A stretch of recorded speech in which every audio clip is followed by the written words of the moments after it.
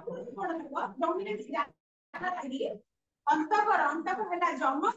ବଜ୍ର ବଜ୍ର ଦନ୍ତ ଯାଏ ଭାଙ୍ଗି ଅର୍ଥାৎ ତାର କଠୋର ଦାନ୍ତ ବଜ୍ର ପରି କଟିରେ ଦାନ୍ତ ଭାଙ୍ଗି ଯାଏ ଜମର ଦାନ୍ତ ଚିରି ଭାଙ୍ଗିବା ପାଇଁ ଦାନ୍ତ ଭିତରେ ଯିବ ସେ ଦାନ୍ତ ଯାହା ସାଧାରଣତଃ ଦେଖିକି ଦାନ୍ତ ଭାଙ୍ଗିବ ଜମର ବଜ୍ର ଏଇଟା କହୁଛନ୍ତି ଜମ ମୃତ୍ୟୁ ସହଜରେ ହେଇଯିବ ମୃତ୍ୟୁ ସେଇଭଳି ହବନି ଜନ୍ମ ମାନେ ଆସିବା ନେବା ସେଟା ନବମସ୍ତକ ତାର ଭଲ କାମ ସେଇ କଥା କହୁଛନ୍ତି ଅନ୍ତକର ବଜ୍ରଦନ୍ତ ଯାଏ ଅର୍ଥାତ ଜମ ବଜ୍ରଦନ୍ତ ଭାଙ୍ଗିଯିବ ଯଦି ତମେ ଭଲ କାମ କରିବ ଆଉ ବଡ ପଣ ହାସଲ କରିବ ସଂସାରରେ ସେହି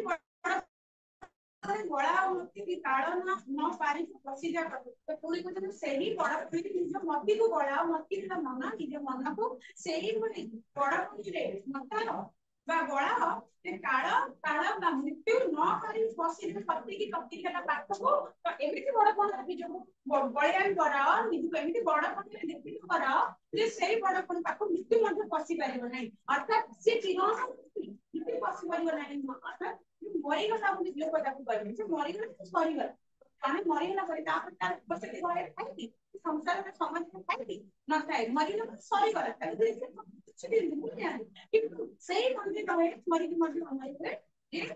ବଡ ବଡ ଭଲ କିଛି କରିଥାଏ କିଛି ନା କରିଥାଏ ସେଇ କଥା ସେଇଭଳି ଲୋକଙ୍କୁ ଜନ୍ମ କାଳ ପଶି ପାରିବ ତାର ଜୀବନ ଶେଷ ନାହିଁ ମଣିଷ ଶରୀରଟା ନଷ୍ଟ ହେଇକି ପୋଡି ଫୋପାଡ଼ି ଦେବା କିନ୍ତୁ ତାର ନାଁ ଟା ସବୁବେଳେ ପାଇଁ ଅମର ହେଇଯିବ ଜମା ତ ନାଁ ଲୁଚେଇ ପାରିବନି କି ଲିଭେଇ ପାରିବନି ଏହା କରନ୍ତି ପାଇଲେ ସୁବିଧା ରଘୁରାକୁ ସେଇ ବଡ କଣ ମଧ୍ୟ ଗୋଟେ ଅଛି ସେଇ ବଡ ନିଦା ବଡ କଣ ନିଦା ଖାଣ୍ଟି ବଡ କଣ ପ୍ରକୃତି ବଡ କଣ ଯଦି କହୁଛନ୍ତି ଗୋଟେ ପ୍ରକୃତିରେ ତମେ ଲୋକମାନେ ଧନ ସମ୍ପତ୍ତି ଅଛି ରାଜା ଆଉ ତମର ତାକୁ କିଛି ଗର୍ବ କରିବା ସେ ଗୋଟେ ପ୍ରକାର କଣ ଆଉ ନିଜେ କଲ ନିଜେ ମାନେ କଣ ଧର୍ମ କାର୍ଯ୍ୟ କଲ ନିଜ ନାଁ କେତେ ରଖିଲ ନିଜେ ସୁନାମ ଅର୍ଜନ ସିଏ ମଧ୍ୟ ଗୋଟେ କର ତ ସେଇ ନିଦା ବଡ କଣ କହୁଛନ୍ତି ଯେ ଖେଳା କରୁଛନ୍ତି ପାଇଲେ ସୁବିଧା ଆମକୁ ଯୋଉ ସୁବିଧା ଟି ମିଳିଛି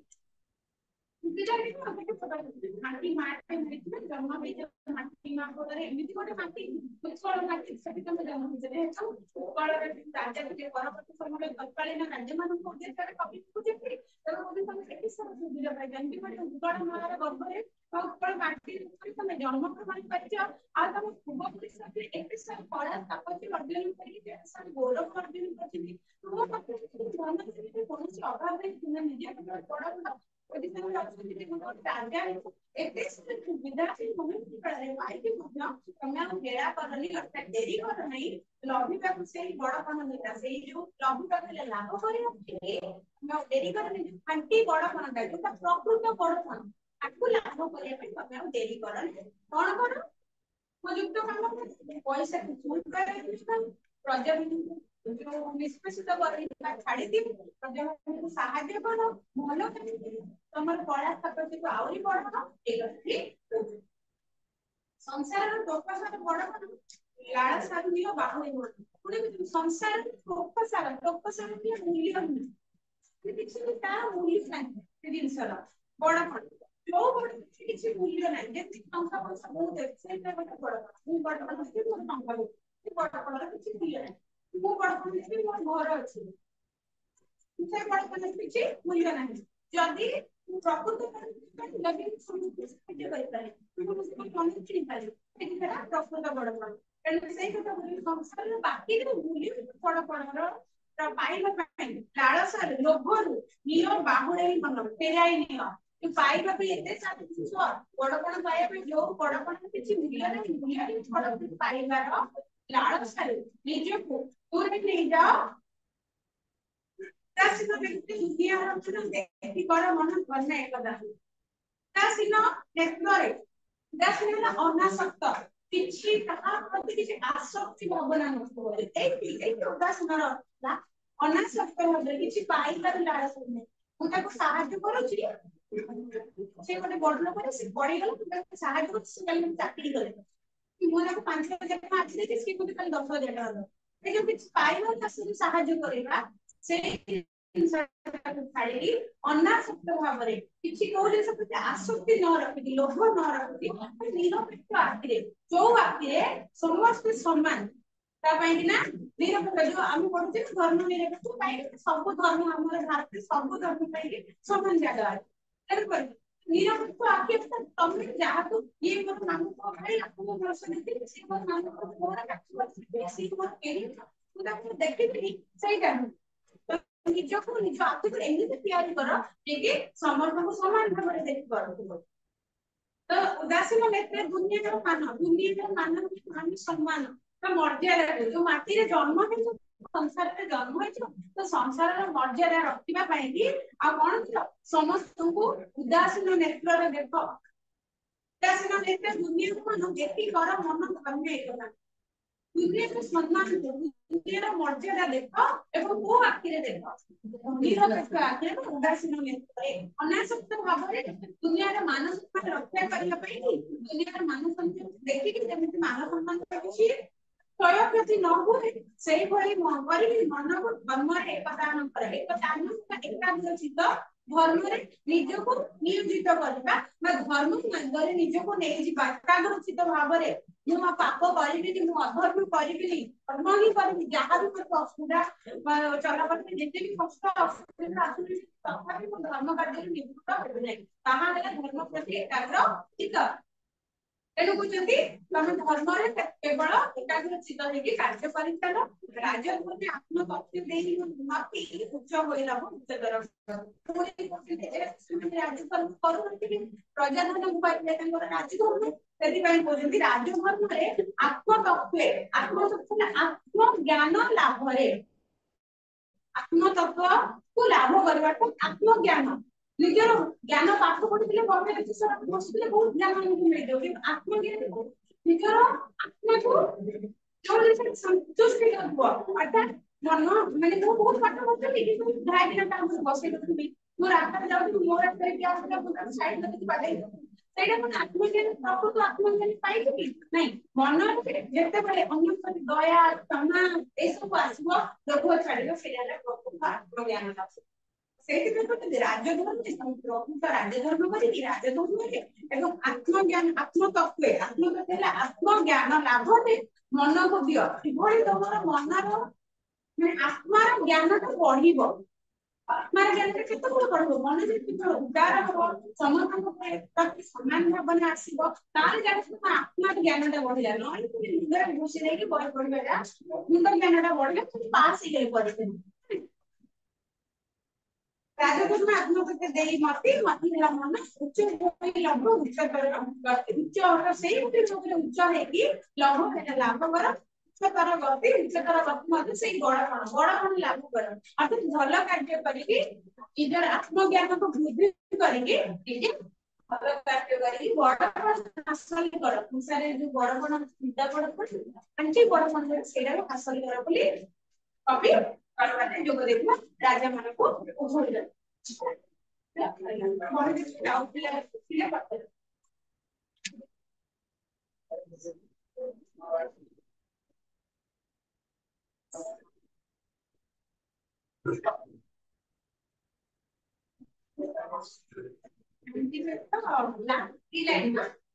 ସେଇ ବଡ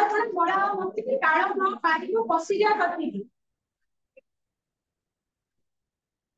ଏଠି ବଡ ଦିଟା ଘର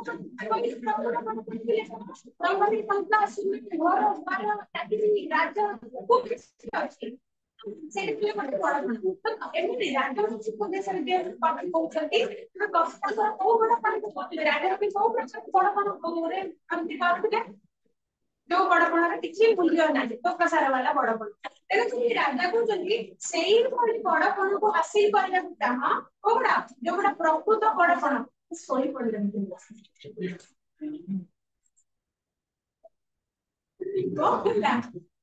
ରାତି ଆରାମସେ ଘୋଡେଇ ତା ଉପରେ ଶୋଇଛି ନିଦ ମସ୍ତ ହେଇକି ଶୋଇ ପଡିଛି ଆଉ ତେଣୁ କହୁଛନ୍ତି ସେଇ ବଡ ସେଇ ପିତା ବଡ ଧାନ ସତ କହିବ ଧର୍ମ କାର୍ଯ୍ୟ କରିବ ଲୋକଙ୍କୁ ସାହାଯ୍ୟ କରିବ ପ୍ରଜାତନ୍ତ୍ର କାମ କରିବ ସେଇ ବଡପଣରେ ବଳାଅ ମତି ନିଜ ମନକୁ ବଳାଅ ମତି ହେଲା ମନ ନିଜ ମନକୁ ବଳାଅ ଅର୍ଥାତ ନିଜକୁ କୁହ ଯେ ମୁଁ ଖରାପ କାମ କରିବିନି ମୁଁ ଅଧର୍ମ କରିବିନି ମୁଁ ପ୍ରଜାଙ୍କ ପ୍ରତି ଅନ୍ୟାୟ କରିବିନି ନିଜକୁ ମୁଁ ଭଲ କାମରେ ନିୟୋଜିତ କରିବି ଏବଂ ପୂର୍ଣ୍ଣ କାମରେ ନିୟୋଜିତ କରିବି ସେଇଭଳି ନିଜ ମନକୁ କୁହ ଟ୍ରେନ୍ କର ଏବେ ମନକୁ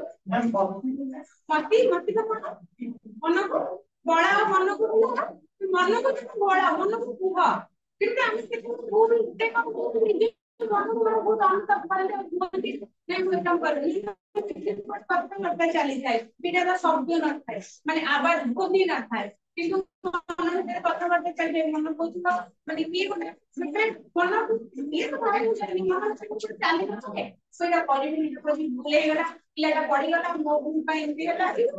ମାନେ ଏ ସେଥିପାଇଁ ରାଜା ସରି କବି କହିଲେ ମନକୁ ସେଇ କଥା ନିଅ କିନ୍ତୁ ଆମେ ଆଜି ଏବେଠୁ ଭଲ ପଢିଲେ ମୁଁ ପାସ୍ କରିବି ଭଲରେ ଦିନ ରାତି ପରିଶ୍ରମ କଲେ ପାଠ ପଢିକି ମନେ ରଖିଲେ ଭଲ ରେଜଲ୍ଟ କରିବି ସେଇ ଯୋଉ ମନକୁ ଆମେ ତମ ପାଠ ପଢିକି ମତିକୁ ବଳଉଛ ମନକୁ ବଳଉଛ ଏଇଠି କବି କହୁଛନ୍ତି ତମେ ଭଲ କାମରେ ଧର୍ମ କାର୍ଯ୍ୟରେ ଉଚିତ ବଡପଣାରେ ନିଜକୁ ନିଜ ମନକୁ ଆଗେଇ ନିଅ ମନକୁ ବଳାଅ ସେଇଭଳି ବଡପଣରେ ନିଜକୁ ଆଗେଇ ନେଲେ କାଳ ନ କରିବ ପଶିଯା ସେଇଭଳି ବଡପଣରେ ନିଜକୁ ଆଗେଇ ନେଲେ କାଳ ଥିଲା ମୃତ୍ୟୁ ମୃତ୍ୟୁ ଯୋଉଭଳି ବଡପଣ ପାଖକୁ କେବେ ପଶି ପାରିବନି ତାର ଅର୍ଥ ହଉଛି ମୃତ୍ୟୁ କେବେ ଆସିବନି ମୃତ୍ୟୁ ଆସିବି ତମ ଶରୀର ସରିଯାଇପାରେ କିନ୍ତୁ ତମ ଆତ୍ମା ତମେ ତମ ନାଁ ଚିରଦିନ ପାଇଁ ଅମର ହେଇକି ରହିବ ଲୋକମାନଙ୍କର ମନରେ ସଦା ସର୍ବଦା ତମର ନାଁଟା ସୁନାମଟା ଅମର ହେଇକି ରହିବ ସେଇଥିପାଇଁ କହିଲେ ସେଇ ବଡ ଯୋଉ ବଡପଣ ପଶେଇଥିଲେ କାଳ ମଧ୍ୟ ତମ ପାଖକୁ ଆସି ପାରିକି ପାରିବ ନାହିଁ କେବେ କ୍ଲିୟର ଆଉ କିଏ ଚହଟ ଥାଏ କୋଉଠି ଥାଏ ସୌରଭ ଚହଟ ଥାଏ ଚହଟ ମହକି ଯିବା ଚହଟିବା ତାର ବାସ୍ନା ଚାରିଆଡେ ମହକି ଯାଏ ସୌରଭର ବାସ୍ନା ସୁଗନ୍ଧ ସୁଗନ୍ଧ ଚହଟୁଛି ବାସ୍ନାଟି ଚହଟୁଛି ବାସ୍ନାଟି ମହକି ଯାଉଛି ଚାରିଆଡେ ବାସ୍ନାଟା ଖେଳି ବୁଲେଇବା ତାକୁ କହନ୍ତି ତମର ସବୁ ହେଇଯାଉଛି ତ ହଁ ସବୁ ହେଲା ତ ପିତା ବଡପଣ ଯୋଉଟା ଖାଣ୍ଟି ବଡପଣ ପିତା ବଡପଣ କଣ କହିଲେ ସେଇଟା ଲେଖ କୋଶ୍ଚିନ୍ ପିତା ବଡପଣ କଣ ପ୍ରକୃତ ବଡପଣ କଣ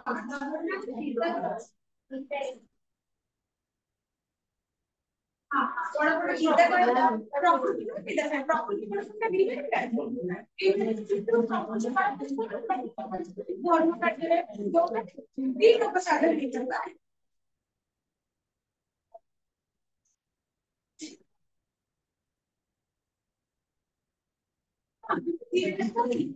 ବଡପଣ ସେଇଟା ବଡପଣ ଚିହ୍ନି ଯୋଉ ବଡପଣ ଦ୍ଵାରା ସେଇ ଲୋକରେ ତମେ ଜୟ କରିପାରିବ ଦି ଲୋକଙ୍କୁ ଜୟ କରିପାରିବ ସିଏ ହେଲା ପ୍ରକୃତ ବଡପଣ ଯୋଉ ବଡପଣ ହଉଛି ସଂସାରରେ ତମେ ତମ ନାଁ ଅମର ହେଇପାରିବ ସେଇଟା ହେଲା ପ୍ରକୃତ ବଡପଣ ଆଉ ଯୋଉ ବଡପଣ ଦ୍ଵାରା ସେଇ ବଡପଣ ଦ୍ଵାରା ଅନ୍ତଃକର ମୃତ୍ୟୁ ମଧ୍ୟ ପାଖକୁ ଆସିବନି ଅନ୍ତଃକର ଦମନ ଚାଷ ମଧ୍ୟ ଭାଙ୍ଗିଯିବ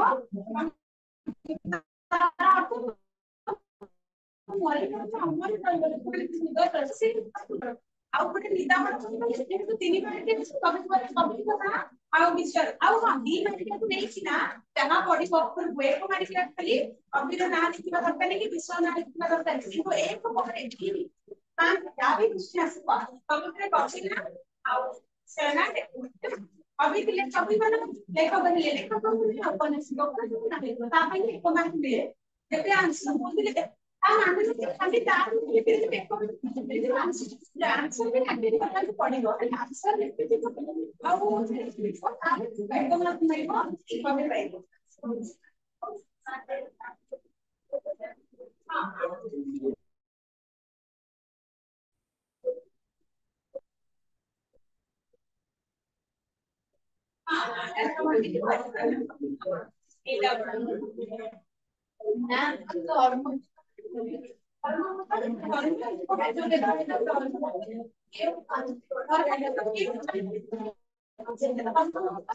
भगवान विधि का विचार करने मुझे भी आगे संसार को नारी को बारी हम नहीं भागवत क्या करते भी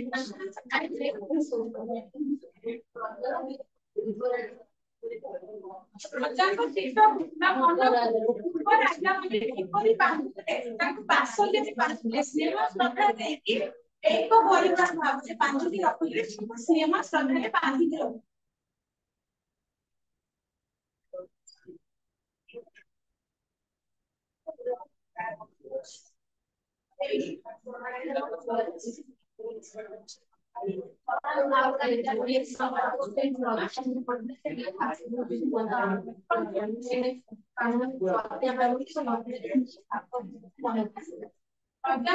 मध्य बीए पाप बुद्धि की मनस्ते पढ़े इधर पाप बुद्धि की मनस्ते प्रजा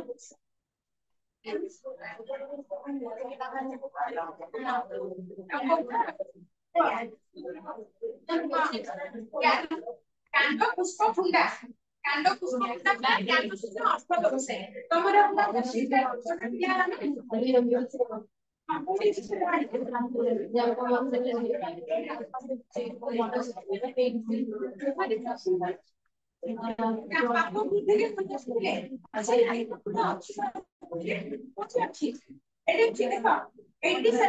सदापति पाप द्रविड़ प्रत्यक्ष प्रजा मध्य पाप वृद्धि की कौन अच्छे ये पाप ये पाप के अनसुले सदा तो कौन से पाप ये पाप द्रव्य प्रति सदा सर्वदा आशय नहीं प्रजा मध्य में पाप वृद्धि की इच्छा नहीं है दरबार की बता दो सबूर आंसर 1 2 3 4 डायरेक्ट आंसर सब पूरी धाड़ी धाड़ी कर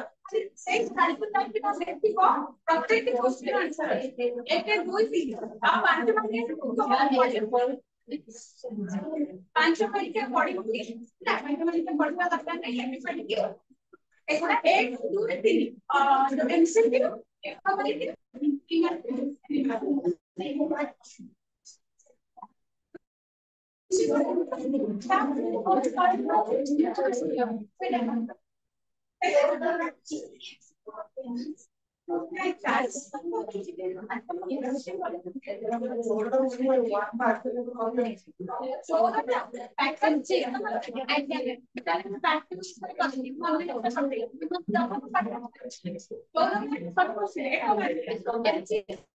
सब पर भी पंडित